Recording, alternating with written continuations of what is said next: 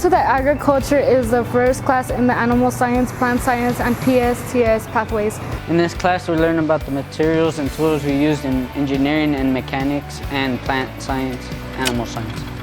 If you want to be a mechanic or automotive technician, you're definitely able to do that in Engine Tech.